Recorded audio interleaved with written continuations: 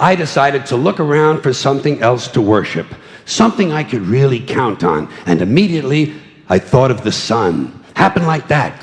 Overnight, I became a sun worshiper.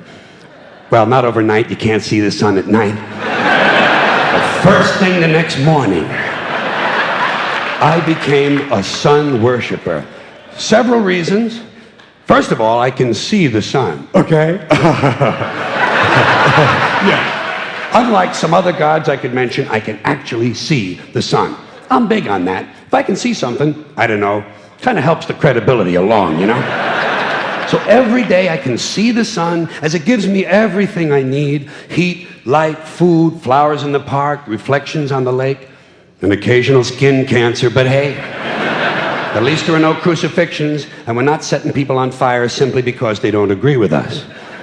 Sun worship is fairly simple. There's no mystery, no miracles, no pageantry, no one asks for money, there are no songs to learn, and we don't have a special building where we all gather once a week to compare clothing.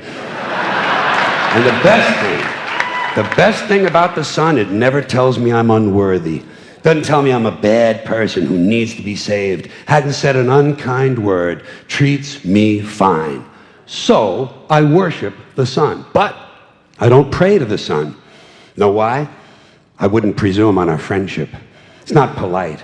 I've often thought people treat God rather rudely, don't you? Asking trillions and trillions of prayers every day, asking and pleading and begging for favors. Do this, give me that, I need a new car, I want a better job. And most of this praying takes place on Sunday, his day off. It's not nice, and it's no way to treat a friend. But people do pray, and they pray for a lot of different things. You know, your sister needs an operation on her crotch. Your brother was arrested for defecating in a mall. But most of all, you'd really like to fuck that hot little redhead down at the convenience store. You know, the one with the eye patch and the club foot, huh? Can you pray for that? I think you'd have to. And I say, fine, pray for anything you want. Pray for anything. But what about the divine plan? Remember that? The divine plan. Long time ago, God made a divine plan. Gave it a lot of thought, decided it was a good plan, put it into practice. And for billions and billions of years, the divine plan has been doing just fine. Now you come along and pray for something. Well, suppose the thing you want isn't in God's divine plan. What do you want him to do? Change his plan? Just for you? Doesn't it seem a little arrogant? It's a divine plan. What's the use of being God if every rundown schmuck with a $2 prayer book can come along and fuck up your plan?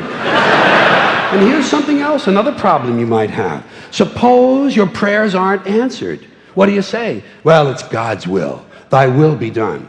Fine, but if it's God's will and he's going to do what he wants to anyway, why the fuck bother praying in the first place?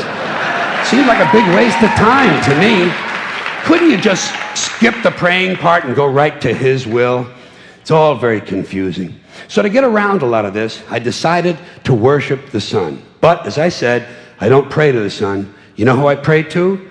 Joe Pesci.